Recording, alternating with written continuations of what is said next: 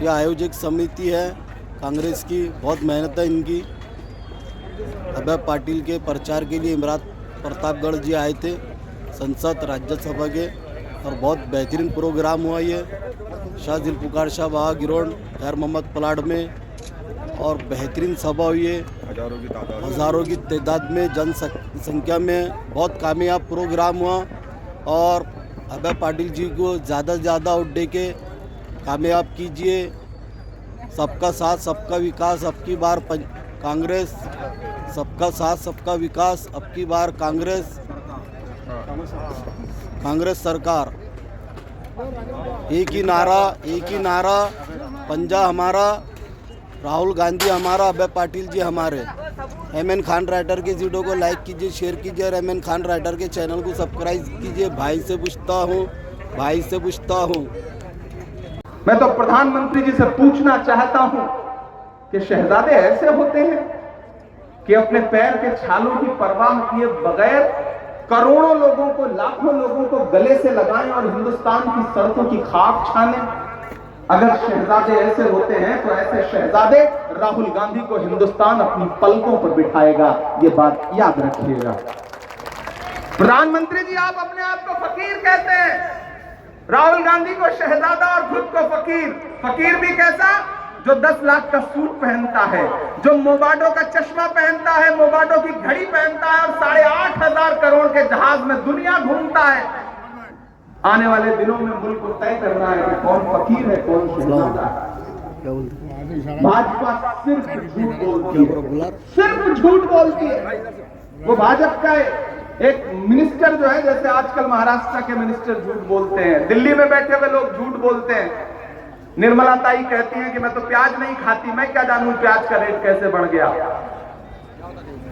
मैंने उनसे एक दिन पूछा, आप दही तो खाती हैं, दूध तो पीती हैं, पता तो चला होगा ना कि इसका रेट कैसे बढ़ गया।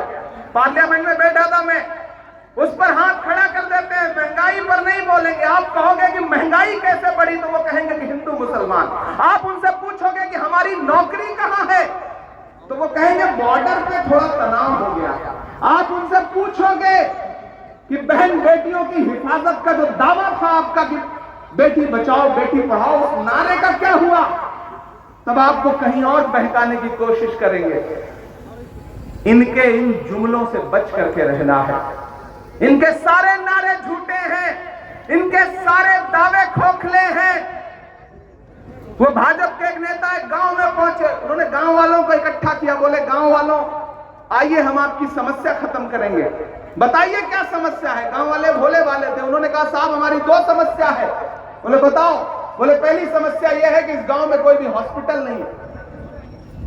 मिनिस्टर साहब ने मोबाइल निकाला, न जाने कहां फोन घुमाया और बड़ी जोर से डांटा, हड़काया, और बोले कल का कल यहां पे हॉस्पिटल खुल जाना चाहिए। फिर फोन रख दिया, बोले देखो मैंने तुम्हारी पहली समस्या खत्म कर दी, दूसरी बताओ। गांव वालों ने कहा साहब हमारी दूसरी समस्या यह है कि इस गांव में मोबाइल का कोई नेटवर्क ही नहीं। यह है भाजपा की पॉलिटिक्स। इसलिए अकोला वालों इस चुनाव में बहुत बेदार रहना है, बहुत संजीदगी से मुद्दों पर डटे रहना है, क्योंकि देश बदलाव चाहता है, देश एक नई सरकार बनाना चाहता है। और महाराष्ट्र के लोगों में तो आपका आह्वान करता हूं कि याद है आपको, जब इस महाराष्ट्र में कोविड के समय में महाविकास आघाड़ी की सरकार शानदार काम कर रही थी, चीफ मिनिस्टर उद्धव ठाकरे साहब शानदार काम कर रहे थे, तो किस तरह से लोकतंत्र को लूट करके यहां पर सरकार गिराई गई, किस तरह से शिवसेना को तोड़ा गया, किस तरह से शरद पवार गुट की एनसीपी को तोड़ा गया, कांग्रेस को तोड़ने की साजिशें की गई। वो जमहूरियत जो लूटी गई थी उसका बदला लेने का समय तो आ गया है। लोकतंत्र में बदला चीख चिल्ला के नहीं लिया जाता, वोट की ताकत से लिया जाता है। यहां भगतवाड़ी, गंगानगर, भारत नगर, लक्ष्मी नगर, ये जो इलाके हैं मैं अकोला में खड़ा होकर के आपसे यह वादा भी करता हूं, अब मैं आपका खासदार भी हूं, आप अभय भाई को जिता करके लोकसभा में पहुंचाइए। एक तरफ अकोला का एक सांसद लोकसभा में बैठा होगा तो दूसरी तरफ राज्यसभा में भी आपका एक सांसद बैठा होगा। दो सांसद आपके मुद्दों पर लड़ाई लड़ेंगे, दो खासदार आपके मुद्दों पर लड़ाई लड़ेंगे। और ये जो इलाके हैं, भगतवाड़ी, गंगानगर, भारत नगर, लक्ष्मी नगर, इन तमाम इलाकों में जो भी डेवलपमेंट का काम है, मैं वादा करता हूं कि ये कोड ऑफ कंडक्ट खत्म होने दीजिए। मैं फिर आऊंगा आपके इलाके में और आपसे कहूंगा कि आप बताइए मुझे आपके लिए क्या करना है। आपकी दुआओं ने इतनी ताकत दे दी है मेरी कलम में कि मैं अब आपको बजट भी दे सकता हूं, मैं आपके लिए निधि भी दे सकता हूं, क्योंकि ये आपकी दुआओं की वजह से हुआ है। अकोला वालों, बड़े जिंदा दिल लोग हैं अकोला के। मुझे तो वही मंजर याद है, वो जो स्टेडियम था ना जिसमें मुशायरा किया था, तो मुझे तो कई लोग उसमें ऊपर के ओपन थिएटर वाला जो फ्रेम था उस पे लटके हुए दिखे थे। आज भी मेरे पास फोटो है। मेरे पास अकोला की बड़ी खूबसूरत यादें हैं। अकोला बड़े प्यारे लोगों का शहर है। सलाम करता हूं अकोला को। मैं जो कुछ हूं इसमें अकोला की दुआओं का बहुत बड़ा रोल है, बहुत बड़ा योगदान है, ये बात मैं यहां कबूल करता हूं। और यही नहीं, जब जब साजिद पठान साहब दिल्ली आते हैं तब इनसे भी मैं ये बात कहता हूं कि अकोला की दुआओं का मुझ पे बड़ा एहसान है। इसलिए मैं आपके बीच में आज खड़ा होकर के कहने आया हूं कि मेरे भाई, 26 अप्रैल को सिर्फ एक बात याद रखना कि अभय पाटिल जी को दिया गया आपका एक एक वोट सिर्फ अभय पाटिल को नहीं मिलेगा। आपका दिया गया एक एक वोट सिर्फ अभय पाटिल को नहीं मिलेगा, मोहब्बत के उस मसीहा को भी मिलेगा जिसका नाम राहुल गांधी है। आपका एक एक वोट सिर्फ अभय पाटिल को नहीं मिलेगा, डॉक्टर बाबा साहब अंबेडकर के सच्चे अनुयायी मल्लिकार्जुन खड़गे को मिलेगा। आपका दिया गया एक एक वोट प्रियंका गांधी को मिलेगा, सोनिया गांधी को मिलेगा। आपका अभय पाटिल को दिया गया एक एक वोट उद्धव ठाकरे जी को मिलेगा। आपका दिया गया एक एक वोट शरद पवार जी को मिलेगा। आपका दिया गया एक एक वोट इमरान प्रतापगढ़ी को मिलेगा। इसलिए मैं आपसे यह कहने आया हूं कि इस बार मकसद बड़ा है। इस बार एमपी नहीं बदलना है, सिर्फ एमपी तो बदलना ही बदलना है, सरकार बदलनी है। और सरकार बदलने के लिए जब वोट करना हो तो किस जोश जज्बे के साथ, किस हौसले के साथ, किस समझदारी के साथ निकलना है, यह अकोला को बताने की जरूरत नहीं। आप सियासी तौर पे बेदार लोग हैं। मैं तो अकोला जैसे शहर में खड़ा होकर बहुत संजीदा बात कहता हूं। अरे आप तो वो लोग हैं ना जो इस बात पर ईमान रखते हैं कि मजदूर का पसीना सूखने से पहले उसको उसकी मजदूरी दे देनी चाहिए। रखते हैं ना इस बात पर ईमान? अगर इस बात पर ईमान रखते हैं तो फिर एक बात याद रखिएगा कि 4000 किलोमीटर अपने पैर के छालों की परवाह किए बगैर डूबा हुआ एक शख्स चलता रहा, चलता रहा, चलता रहा। उस शख्स का नाम राहुल गांधी है और राहुल गांधी की मजदूरी मांगने के लिए आज मैं आपके बीच में आया हूं।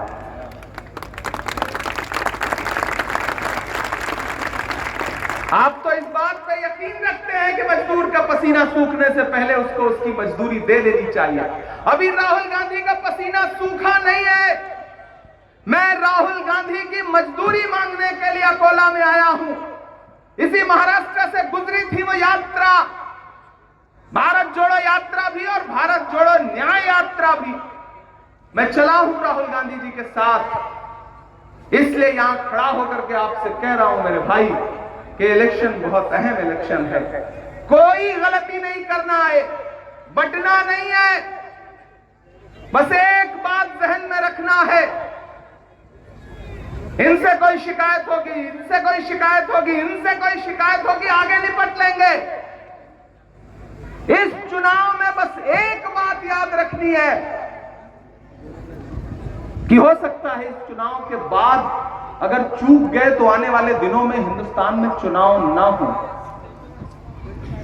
अभी नहीं तो कभी नहीं, ये बात जहन में बैठा लीजिए। खतरा भारत के संविधान पर है। और मैं डॉक्टर बाबा साहब अंबेडकर जी की भूमि पे खड़ा हूं, महाराष्ट्र में खड़ा हूं। आपको यह तय करना है कि डॉक्टर बाबा साहब अंबेडकर का जो संविधान है, जो वो पाकीज़ा किताब है जिसका नाम संविधान है, उसमें लिखे हुए जो शब्द हैं उनकी मर्यादा बचेगी या नहीं बचेगी। कुछ और मत सोचो, सिर्फ एक बात सोचो कि संविधान और जमहूरियत बचाने का चुनाव है। कांग्रेस पार्टी आपसे वादा कर रही है कि बहनों को, माओं को 1 लाख रुपए, जो यहां पे नौजवान खड़े हैं, सरकार बनते ही 30 लाख नौकरियां, और आप जो 25 साल की उम्र के हैं, जिनके पास डिप्लोमा है लेकिन नौकरी नहीं है, उनको हर साल 1 लाख रुपए बेरोजगारी भत्ता।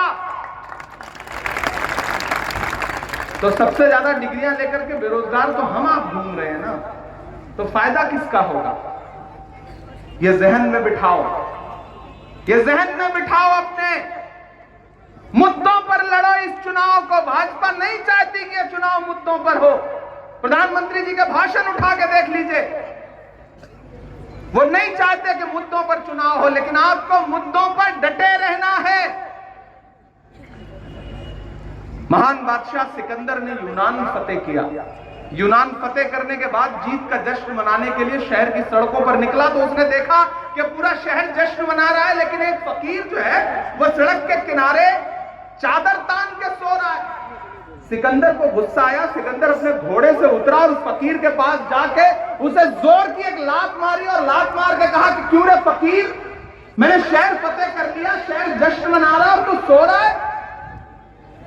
तो फकीर ने उन्नींदी आंखों से सिकंदर की तरफ देखा और देख करके कहा कि शहर फतेह करना तो बादशाह का काम है, लेकिन लात मारना तो गधे का काम है। क्या ऊपर वाले की कायनात में इंसानों की इतनी कमी हो गई है जो उसने बादशाहत एक गधे के हाथ में सौंप दी जो लात मार रहा? लात तो हमको आपको भी पड़ा ना। 2014 में महंगाई की लात पड़ी, फिर नोटबंदी की लात पड़ी, फिर जीएसटी की लात पड़ी, फिर नफरत की लात पड़ी, और आजकल तो इलेक्टोरल बॉन्ड के नाम पे एक ऐसी चीज सामने आई है साहब के चंदा दो धंधा लो। सब बेनकाब हो गए हैं। वक्त बहुत कम है, माइक बंद होना है। मुझे पता है मैं सिर्फ भाषण सुनाऊंगा तो आप कहोगे कि पूरी तरह नेता हो गया है, शायर को किनारे लगा दिया है उसने। मैं नज़म भी सुनाऊंगा, शायरी भी सुनाऊंगा। मुझे पता है नहीं सुनाऊंगा तो आप बाद में नाराज होंगे। हमारे बीच में हमारे पीसीसी प्रेसिडेंट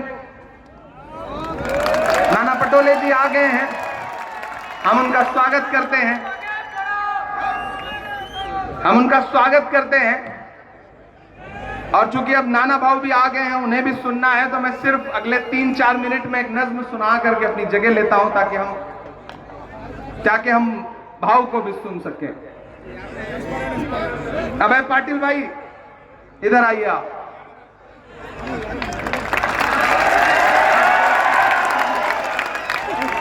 अकोला वालों, मैं अभय पाटिल साहब की जमानत लेकर के आपके बीच में खड़ा हूं। मैंने कहा ना, इस भाई को चुन करके आप लोकसभा में पहुंचाइए।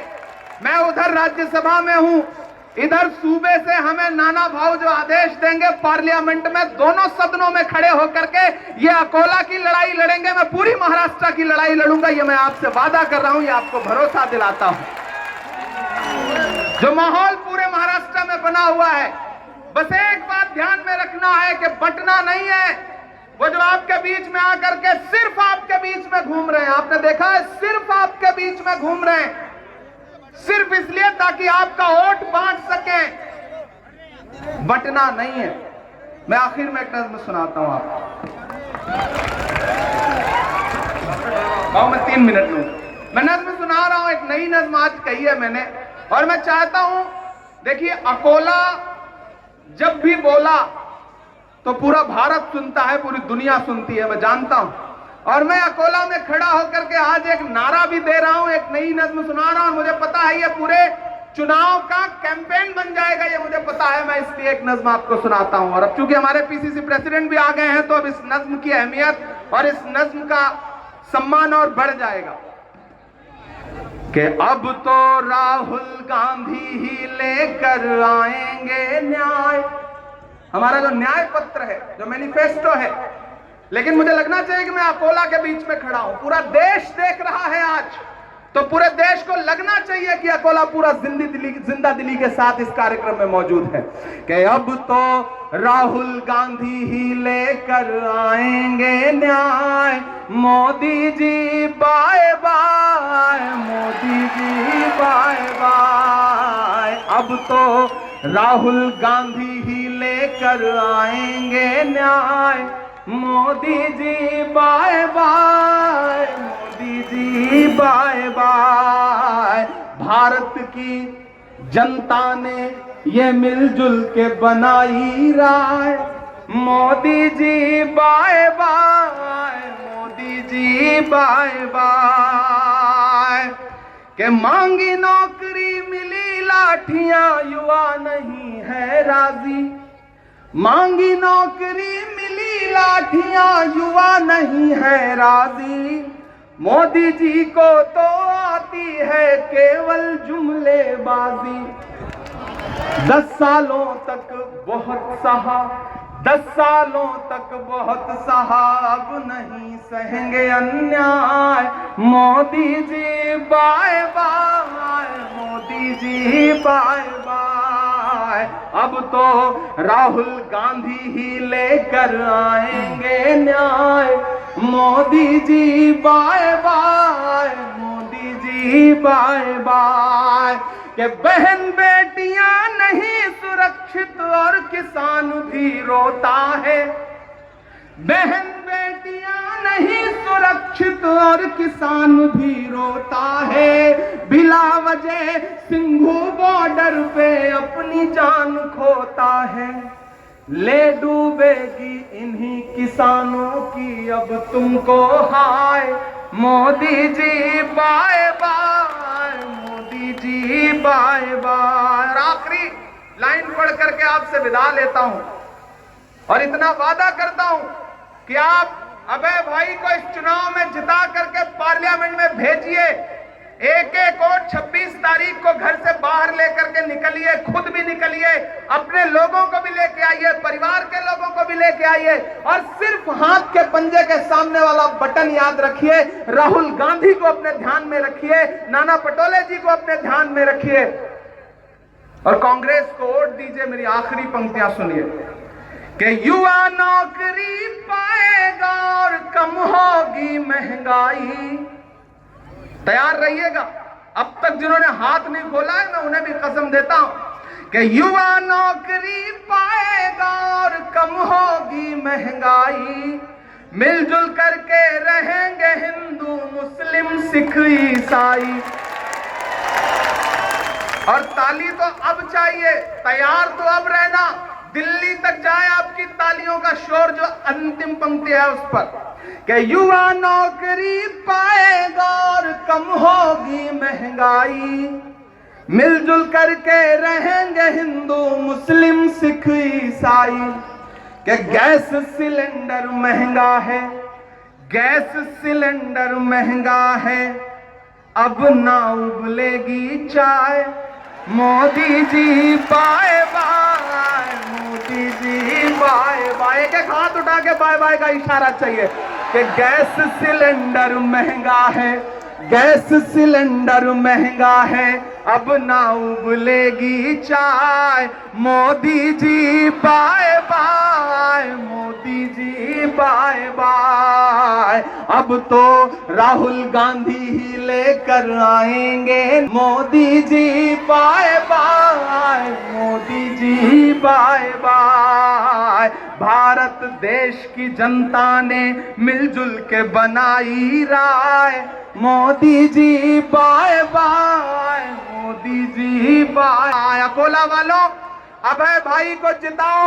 मैं अपना दामन फैला करके आपसे ये बात कह रहा हूं। मैं वादा करता हूं कि 4 जून को रिजल्ट आएगा, उसके बाद फिर से आपका शुक्रिया अदा करने अकोला आऊंगा और जितनी देर कहोगे उतनी शायरी सुनाऊंगा। ये मेरा आपसे वादा है।